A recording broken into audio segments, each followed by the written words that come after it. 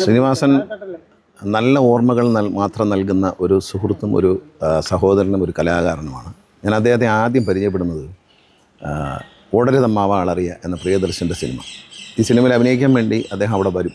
അവിടെ വന്നു അമൃത ഹോട്ടലിലാണ് താമസിക്കുന്നത്. അപ്പോൾ ഇദ്ദേഹത്തിന് വന്നപ്പോൾ തന്നെ അഭിനയിക്കാനാണ് വന്നത്. പക്ഷേ അന്ന് ശ്രീനിവാസനെ ഞാൻ ആരാധനയോടെ കാണുന്നതാണ്. ഞാൻ അതിനു മുമ്പ് അദ്ദേഹത്തിൻ്റെ മണിമുഴക്കം പോലുള്ള സിനിമകൾ ചില ഫെസ്റ്റിവലിലും ടാഗൂറിലൊക്കെ നടക്കുന്ന ചില പരിപാടികൾ കണ്ടിട്ടുണ്ട്. അന്ന് ഞാൻ ശ്രീനിവാസനെ പറ്റി കരുതിയിരുന്ന വളരെ സീരിയസ് ആയിട്ടുള്ള ആളാണ്. കാരണം അഭിനയിക്കുന്നതെല്ലാം വളരെ ആർട്ട് പടങ്ങളാണ്. അന്നത്തെ കാലത്ത് മണിമുഴക്കം എന്ന് പറയുന്ന ഒരു വേറെ വ്യത്യസ്തമായ സിനിമയാണ്. അപ്പോൾ അത്തരം സിനിമകളിൽ അരവിന്ദൻ്റെ KG ജോർജ് സാറിൻ്റെ സിനിമകളിലൊക്കെ അദ്ദേഹം അഭിനയിക്കുന്ന കണ്ടിട്ട് സീരിയസ് ആയിട്ടുള്ള ആളായിട്ടാണ് ഞാൻ പരിചയപ്പെടുന്നത്. പ്രിയദർശനും സുരേഷ് കുമാറാണ് എന്നെ പരിചയപ്പെടുന്നത്. അപ്പോൾ ഈ ഓടരുതമ്മാവ അളറിയ എന്ന സിനിമ പ്രിയദർശൻ്റെ രണ്ടാമത്തെ സിനിമയാണ്. അപ്പോൾ അവിടെ വന്നപ്പോൾ ഇദ്ദേഹത്തിന് കഥയുണ്ട് പ്രിയദർശൻ്റെ കയ്യിൽ, പക്ഷെ തിരക്കഥയൊന്നുമില്ല. അപ്പോൾ അങ്ങനെ അദ്ദേഹം തന്നെ പറയാറുണ്ട്, പ്രിയദർശൻ തിരക്കഥ എഴുതാമെങ്കിൽ തനിക്ക് അഭിനയിക്കാം എന്ന് പറഞ്ഞു. അങ്ങനെ ശ്രീനിവാസനെ വിളിച്ചുകൊണ്ട് വന്ന് തിരക്കഥ എഴുതാൻ ഇരുത്തി അന്നാണ് ഞാൻ പരിചയപ്പെടുന്നത്. ഞാനും സിനിമയിലൊന്നുമില്ല, പക്ഷേ അദ്ദേഹത്തെ എല്ലാവരും ഷൂട്ടിംഗ് ഇല്ലാത്തപ്പോൾ ഇദ്ദേഹം റൂമിൽ തന്നെ ഇരുന്ന് എഴുത്താണ്. അപ്പോൾ ഒന്നുമില്ല, ഒരു മുണ്ട് മാത്രം ഉടുക്കും, എന്നിട്ട് ആ മുറിയിലിങ്ങനെ ഇരിക്കും, എന്ത് എഴുതണം. അപ്പോൾ എന്നോട് പറയും, പിന്നെ അദ്ദേഹം പറയുന്നത് ഈ സിനിമയുടെ ജനറേറ്റർ സ്റ്റാർട്ട് ചെയ്യുമ്പോൾ ഒരു സൗണ്ടുണ്ട്. അപ്പോൾ ജനറേറ്റർ സ്റ്റാർട്ട് ചെയ്യുന്ന സൗണ്ട് കേട്ടാലേ എനിക്ക് എഴുത്ത് വരുത്തുള്ളൂ എന്നായി. കാരണം വെച്ചാൽ ഇദ്ദേഹത്തിന് ഷൂട്ടിംഗ് തുടങ്ങി. അവിടെ ഷൂട്ടിങ്ങിന് രാവിലെ എല്ലാവരും പോയിട്ട് അവിടെ നിന്നൊരു കാറ് താഴെ വന്ന് കിടക്കും.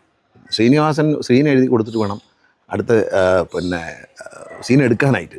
അപ്പോൾ അങ്ങനെയാണ് അദ്ദേഹം പ്രിയദർശൻ്റെ ബോയിങ് അദ്ദേഹം എഴുതി. അതുപോലെ എല്ലാ സിനിമയും ഇങ്ങനെയാണ്, സ്ക്രിപ്റ്റൊന്നും ഉണ്ടാവില്ല. അവിടെ വന്നു കഴിയുമ്പോൾ ശ്രീനിവാസൻ അഭിനയിക്കാൻ വരും, കഥ അങ്ങോട്ട് പറഞ്ഞു കൊടുക്കും, ശ്രീനിവാസൻ എഴുതും, അങ്ങനെയാണ്. പക്ഷേ മലയാള സിനിമയിൽ ശ്രീനിവാസനെ പോലെ സറ്റയർ എഴുതിയ ഒരു സംവിധായകൻ എഴുത്തുകാരനുമില്ല. അത് സന്ദേശം എന്നുള്ള സിനിമയായാലും വരവേൽപ്പ് എന്നുള്ള സിനിമയായാലും കേരളത്തിൻ്റെ ഒരു സാധാരണക്കാരൻ്റെ മനസ്സിൻ്റെ പരിച്ഛേദം ഇതുപോലെ അവതരിപ്പിക്കാൻ കഴിഞ്ഞൊരു സംവിധാനം. എനിക്ക് ആരാധനയുള്ള ആളാണ്. ഞാൻ അദ്ദേഹത്തിൻ്റെ എഴുതിയ സിനിമകളിൽ അഭിനയിച്ചിട്ടില്ല, പക്ഷേ അദ്ദേഹത്തോടൊപ്പം ഒരുപാട് സിനിമകളിൽ അഭിനയിച്ചിട്ടുണ്ട്. വർഷങ്ങളായിട്ടുള്ള വളരെ രസകരമായൊരു സൗഹൃദമുണ്ട്. കാരണം അദ്ദേഹത്തിന് ഏതൊരു വിഷയത്തെക്കുറിച്ചും ഈ മരിക്കുന്ന കാലം വരെയും അടുത്ത കാലം വരെയും അദ്ദേഹത്തിനെ കണ്ടു കഴിഞ്ഞാൽ ഏത് വിഷയത്തെക്കുറിച്ചും അദ്ദേഹത്തിൻ്റെ ഒരു ധാരണയുണ്ട്. ആ ധാരണയിൽ ചില തമാശകൾ വളരെ സരസമായിട്ട് വളരെ സാമൂഹ്യ പ്രതിബദ്ധതയുള്ള വിഷയങ്ങൾ വളരെ സരസമായിട്ട് പറഞ്ഞിട്ട് നമ്മളോടൊപ്പം അദ്ദേഹം തന്നെ പൊട്ടിച്ചിരിക്കും. അതാണ് ശ്രീനിവാസൻ. കാരണം ചിരിക്കാൻ എല്ലാത്തിനെയും ഒരു നർമ്മത്തിലൂടെ കാണാനുള്ളൊരു മനസ്സ്. വിമർശനങ്ങളൊക്കെ നമുക്ക് എന്നും മലയാള സിനിമയിൽ എന്നും നിൽക്കുന്ന പൊളിറ്റിക്കൽ മൂവിയാണ് സന്ദേശം. ഇന്നും അതിൽ മാറ്റമില്ല. അതിൽ UDF കാണാം, LDF കാണാം, അന്നത്തെ കാലത്ത് വളർന്നു വരുന്ന ഒരു NDA കാണാം ആ സിനിമയിൽ. കാരണം മൂന്നാമതൊരു സാധനം ഇങ്ങനെ ഉണ്ടായി വരുന്നു എന്നുള്ളതാണ്, രണ്ട് കക്ഷികളല്ലാതെ എന്നുള്ള ഈ ഒരു തമാശ അന്ന് ശ്രീനിവാസൻ മുന്നിട്ട് കണ്ടു എന്നുള്ളത് അദ്ദേഹത്തിൻ്റെ ഒരു നമ്മുടെ നാടിനെക്കുറിച്ചുള്ള സമൂഹത്തെക്കുറിച്ചുള്ള കാഴ്ചപ്പാടാണ്. സമരങ്ങൾ, അതിലെ തമാശകൾ, പിന്നെ രാഷ്ട്രീയം അറിയാത്ത അച്ഛനമ്മമാർ, അവരുണ്ട് ഈ സിനിമയിൽ. സന്ദേശം സിനിമയിൽ രാഷ്ട്രീയം എന്തെന്നറിയാത്ത അച്ഛനും അമ്മയും ഉണ്ട്. അച്ഛൻ റെയിൽവേയിൽ നിന്ന് മടങ്ങുന്ന തിലകചേട്ടൻ്റെ ക്യാരക്ടർ. അദ്ദേഹത്തിന് കേരളത്തിലെ ഒരു രാഷ്ട്രീയം, ഇന്ത്യയിലെ രാഷ്ട്രീയം അറിയത്തില്ല, തൊഴിൽ മാത്രം ചെയ്ത ജോലി മാത്രം അറിയാവുന്ന കുറേ ആളുകളുണ്ട്. അങ്ങനൊരു വിഭാഗം ഈ സമൂഹത്തിലുണ്ട്. അപ്പോൾ ആ സമൂഹത്തിലെ ഓരോ ചെറിയ കാര്യങ്ങളും കണ്ടെത്തുന്നു. അത് വടക്ക് നോക്കി യന്ത്രം എന്ന സിനിമ, നമ്മൾ ഓർത്തോർത്ത് ചിരിക്കുന്ന കഥാപാത്രം വടക്ക് നോക്കി യന്ത്രം. അതിലെ ഒരു സാധാരണ മനുഷ്യൻ്റെ മനസ്സിലുണ്ടാകുന്ന വികാരങ്ങളെ ഇത്ര മനോഹരമായി, ഇത്ര രസകരമായി നമ്മൾ തന്നെ പലപ്പോഴും ഈ വടക്ക് നോക്കി യന്ത്രത്തിലെ ദിനേശനായിട്ട് മാറാറുണ്ട്.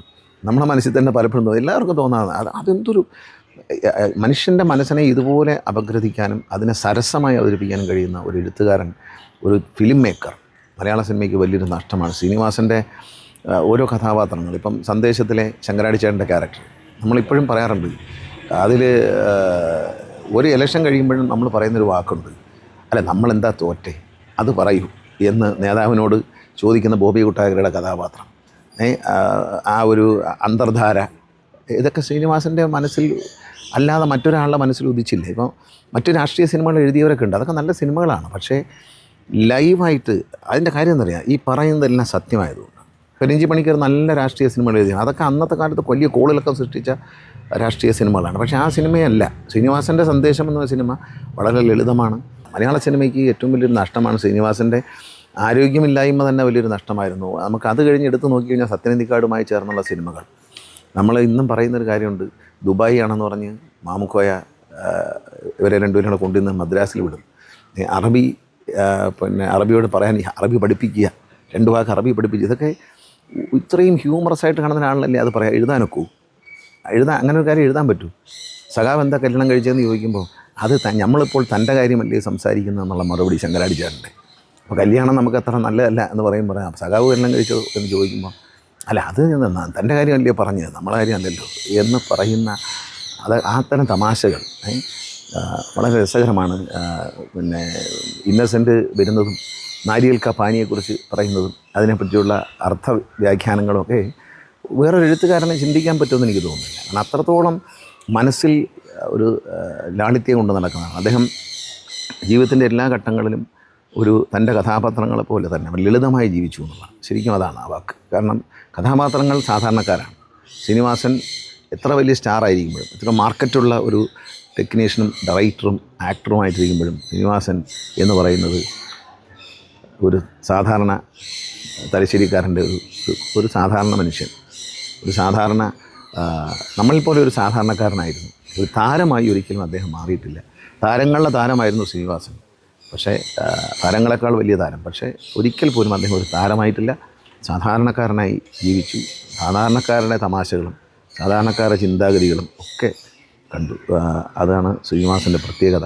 വലിയൊരു നഷ്ടമാണ് മലയാള സിനിമയ്ക്ക്. അദ്ദേഹത്തിന് ഇപ്പോൾ കുറേ നാളായിട്ട് അദ്ദേഹം സിനിമകളൊന്നും എഴുതുന്നില്ല. അത് തന്നെ ഒരു നഷ്ടമാണ്. അദ്ദേഹം ജീവിച്ചിരിക്കുന്നില്ല എന്നുള്ളത് വ്യക്തിപരമായൊരു നഷ്ടം. മരിച്ചു എന്നുള്ളത് വ്യക്തിപരമായ വലിയൊരു നഷ്ടമാണ്. ഒരു നല്ല സഹോദരൻ, ഒരു സുഹൃത്ത് നഷ്ടപ്പെട്ടു എന്നുള്ളതാണ്.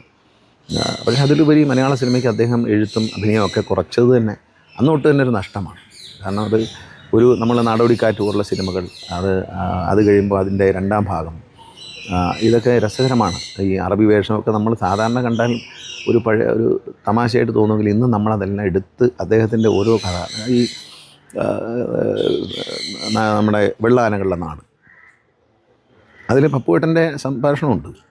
അതുപോലെ ടി.പി. ബാലഗോപാലൻ എം.എ. ഒരു സാധാരണക്കാരന് വീട് വയ്ക്കാനുള്ള സ്വപ്നം, ഒരു പടമൊക്കെ വരച്ച് അതിനുവേണ്ടി ഒരു സ്ഥലവും വാങ്ങിച്ചിട്ട് നടക്കുന്ന ഒരു സാധാരണക്കാരൻ. അതിൽ കുതിരോട്ടം പപ്പുവിൻ്റെ കഥാപാത്രങ്ങൾ, അമ്മൂമ്മയ്ക്ക് വേണ്ടി നേർച്ച നേരുന്ന അമ്മൂമ്മ എന്ന് പറഞ്ഞ് രണ്ടിന് നേർച്ച നേരും. ഇതൊക്കെ നമ്മുടെ നാട്ടിൽ ഇങ്ങനെയുള്ള അമ്മൂമ്മമാരുണ്ട്. അമ്മൂമ്മ ഒന്ന് പറഞ്ഞ് രണ്ടിന് എൻ്റെ ഭഗവതി എന്ന് പറഞ്ഞൊരു നേർച്ച തന്നു. നേർച്ചയ്ക്ക് കൊടുക്കാനുള്ള പൈസ ഈ പാവപ്പെട്ട ബാലഗോപാലിൻ്റെ ഇല്ല.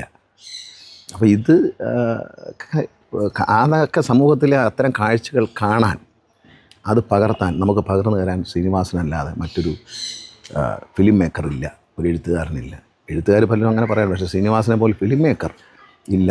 സത്യങ്ങൾ തുറന്നു പറയാൻ മനസ്സുള്ള, ധൈര്യമുള്ള ഒരു ഫിലിം മേക്കർ. എന്നാൽ അതിൻ്റെ പേരിൽ ഒരു ജാടകളും അദ്ദേഹത്തിനില്ല. ഈ പറയുന്ന സമൂഹത്തിൽ ഇപ്പോൾ ആളാകാൻ വേണ്ടിയിട്ട് ചില വേലകളുണ്ടല്ലോ, സോഷ്യൽ മീഡിയയിലൊക്കെ വന്നിട്ട് ഇങ്ങനെ മറ്റുള്ളവരെ ദൂഷിപ്പ് പറഞ്ഞുമൊക്കെ, അങ്ങനെയുള്ള ഒരു കാര്യമില്ല. തമാശ അത് എത്ര വലിയ സ്റ്റാറാണെങ്കിലും, അത് മമ്മൂട്ടിയെക്കുറിച്ചായാലും മോഹൻലാലിനെ കുറിച്ചായാലും അദ്ദേഹം ഏത് പൊതുസ്ഥലത്തും അടിച്ചു വിടും. അതിനൊരു മടി അത് കേൾക്കുന്നവർക്ക് ഒരു വിഷമവുമില്ല. നമ്മളെ കളിയാക്കിയല്ലോ എന്നുള്ളൊരു വിഷമം നമുക്കുണ്ടാവില്ല. അത്ര സ്നേഹത്തോടെയാണ് എല്ലാവരോടും ഇടപെട്ടത്.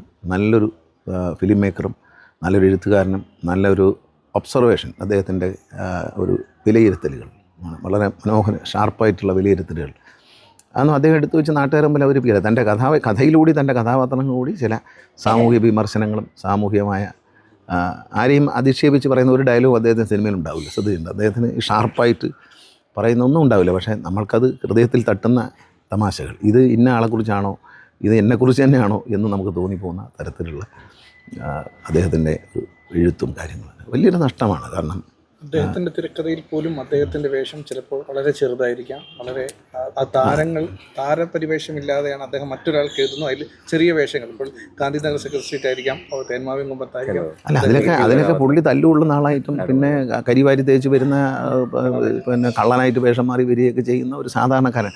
അതിൽ ഏറ്റവും രസകരമായ മോഹൻലാൽ വീട്ടിൽ വരും, ശല്യമാണ്, ബുദ്ധിമുട്ടാണെന്ന് സഹോദരിയും അമ്മയും വിളിച്ചിട്ട് പെട്ടിയൊക്കെ എടുത്തിട്ട് ഒരു യാത്ര പോകും രാത്രിയാകുമ്പോൾ ഇയാളെ ഒഴിവാക്കാൻ വേണ്ടിയിട്ട്. അതൊക്കെ ഒരു സാധാരണക്കാരൻ്റെ ചിന്തയാണ്. അതൊന്നും ഒരു എക്സാഗ്രേഷനല്ല, അതൊരു സാധാരണക്കാരൻ്റെ ചിന്ത. ഇയാളെ പോറ്റാനുള്ള ശേഷി തനിക്കില്ലാത്തത് കൊണ്ട് ഒറ്റ മുങ്ങുകയാണ്. മൊത്തം ഫാമിലിയും വിളിച്ച് എന്താ കാര്യം എന്ന് പോലും പറയാതെ പെട്ടിയെടുത്ത് പോവുകയാണ്, ടൂർ പോവുകയാണ് അപ്പം തന്നെ. അപ്പോൾ ഇതൊക്കെ വളരെ രസകരമായ സംഭവമാണ്. ഈ റേഡിയോ, നാടോടിക്കാറ്റിൽ റേഡിയോ എടുത്തുകൊണ്ട് ബോംബെടുത്തുകൊണ്ട് വിൽക്കുന്നതൊക്കെ ഉണ്ടല്ലോ, വളരെ രസകരമായിട്ട് നമുക്കൊരു അഭിനയമാണെന്ന് തോന്നാത്ത, ഒരു എഴുതിയുണ്ടാക്കിയ ഒരു രംഗമാണെന്ന് തോന്നാത്ത രീതിയിലുള്ള. പിന്നെ തളത്തിൽ ദിനേശനെ പോലുള്ള കഥാപാത്രങ്ങൾ അവതരിപ്പിക്കാൻ പിന്നെ സ്വയം പരിഹാസനാവുകയാണ്, അല്ല മറ്റൊരു നടനെ ഉപയോഗിച്ച് ഒരു തമാശ കാണിക്കുകയല്ല. അതൊക്കെ വളരെ വിസ്മയകരമായ എഴുത്തുകാരൻ നമുക്ക് വാക്കുകളിലൂടെ അല്ലാതെ അത് നമ്മൾ കാലങ്ങൾ കഴിഞ്ഞാലും നമ്മൾ ശ്രീനിവാസനെ ഓർത്ത് അഭിമാനം കൊള്ളുകയും ചിരിക്കുകയും ചിന്തിക്കുകയും ചെയ്യും. കാലത്തിന് മുന്നേ സഞ്ചരിച്ച ഒരു എഴുത്തുകാരൻ. എല്ലാം അത് അദ്ദേഹം പറഞ്ഞതെല്ലാം സത്യമായിരുന്നു, ഇപ്പോഴും തുടരുന്നു. ഏറ്റവും പുതിയ വാർത്തകളും വിശേഷങ്ങളും വിരൽ തുമ്പിലറിയാൻ സീ മലയാളം ന്യൂസ് എല്ലാ ഡിജിറ്റൽ പ്ലാറ്റ്ഫോമുകളിലും ലഭ്യം.